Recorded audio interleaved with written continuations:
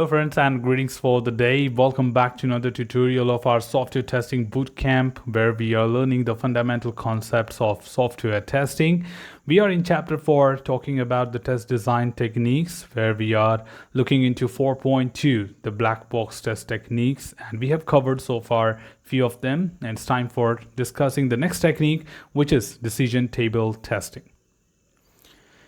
As a part of today's tutorial, we are talking about another important design technique of black box category, which is called as decision table testing. The decision table testing is one of its kind where a scenario or a requirement which can appear as a part of your project where decisions are made based on concatenations of various conditions. Now, these conditions could be anything which you might be talking about, and the combination of conditions will be deriving the necessary output or desired action which will be taken as a part of the action as an output to the scenario. For a given example, if I look at this particular one, here we are having a table which we generally create out of the scenario. Assume that there are two conditions which are given by the scenario, that if condition A or condition 1 and condition 2 both are fulfilled, then there is a specific output. If either of them is fulfilled, there's a different output, and if there's nothing fulfilled, there's a separate output for that. Now, we understand this context from our basic fundamental of mathematics, that what is truth table and how does a Boolean work. And here we know that whenever we have two conditions provided and each condition having two inputs like true and false, then 2 raised to 2 becomes 4 combinations, right? So condition 1 and 2 will have only 4 combinations, as 2 raised to the power of 2 will become 4, and you'll have 4 combinations of true and false here. Similarly, if you have 3 conditions for a given scenario and you have to try with all possible combinations, then this is where you will have 2 raised to 3 and you will have 8 combinations of the true and false put together, right? So you will be trying with different outputs, and then you would look forward to prepare minimum number of test cases instead of coming up with all permutations and combination of these values. Now, this is where decision table testing will be very helpful when you have a scenario where based on conditions you have a desired outcome. So the number of combination here will define the minimum number of test cases. Now, that's what this particular technique is all about. Let's take some examples here to understand that how this technique can be derived into a real-time table and how to pick up the number of test cases.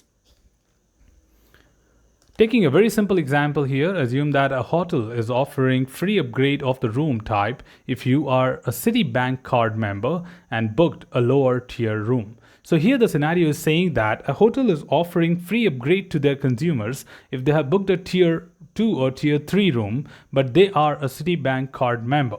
Now that's a criteria that if you are a Citibank card member, that's number 1. And second thing is you must have booked a lower tier room. If you have already booked a high tier room, then I cannot offer anything because you are already at the highest level of the room which we can offer you. So in order to test this scenario, the question is, I may have different types of room available, and I may have different types of cards available which my consumers might be using. Now, instead of trying with all possible cards, instead of trying with all possible rooms and their different set of combinations, I make up a table something like this, where I define the two conditions that one is Citibank card member. There the possibility is either you can be a member or you may not be a member. That means anyone else other than Citibank card member is one category. Second is the type of room which you're holding, right? So if you look at this, we have one combination where if the Citibank card member is true, that is yes, and type of room is silver, then offer him a free upgrade to gold luxury, right? That's the output because silver is lower than gold. Gold is the highest. Second thing is rule 2, where the card member is yes, that means he or she is a card member, and the type of room which you're holding is platinum, then I'm offering upgrade to silver. But is there a requirement of the third combination that you are a Citibank card member and type of room is gold? No need, because we cannot offer any upgrade, so there's no point to test that output. But the same will be anyways tested in Rule 3 and Rule 4. Rule 3 says if you are a Citibank card member, yes or no. So in rule 3, we are talking about if you are not a Citibank card member, but you're holding a silver room, I'm not going to give you any kind of upgrade. Same way, if you are not a credit card member, but holding a platinum room, you will still not be getting any kind of upgrade. So point is that we derive this particular theoretical scenario into a tabular form, and from the table, the combinations which we create will define the number of minimum test cases needed to test the scenario.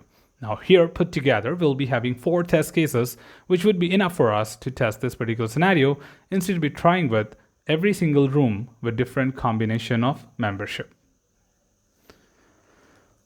Let's quickly take another example here where we are talking about the flight booking application. Assume that this is another scenario where an application is being built, and here we are talking about a flight booking application which is offering discounts to their consumers if they use standard bank credit card or they are a senior citizen. Now here the difference is that people have different discounts based on the different kind of combinations. In the previous example, it was an AND gate. That means both conditions should be fulfilled to get the desired output. If either is not fulfilled, you will not have any kind of output, or there were no upgrade possible there. Now, but in this case, we are using an OR gate. OR gate means that you can just fulfill any of these and you would have different discounts. Now again, I'm not deriving this. Assume that this is the requirement being said that we give you different discounts based on your condition fulfillment, right? So in this scenario, we are just taking a different example and coming up with the table which we would create. Now assume that the scenario says that if you have standard bank credit card which you're using to make the payment for the flight booking and you're also a senior citizen, then I'll give you 40% off.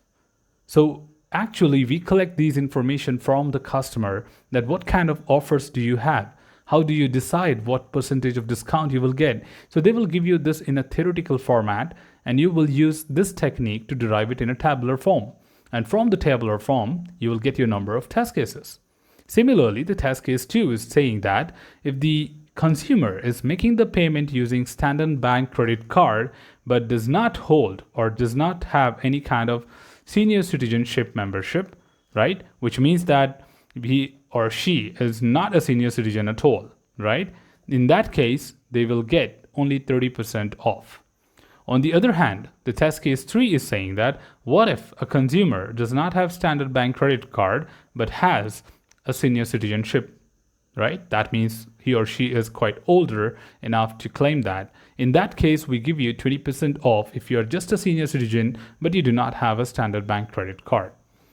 And similarly, the last case here, where we are talking about the TC4, and here both the conditions are false, which means that they neither have the standard bank credit card nor being a senior citizen. In that case, I'm offering flat discount to every consumer to claim during the flight booking. Now the point is, this is something how the real-time scenario works. They say that for everyone, the price is, say for example, $100.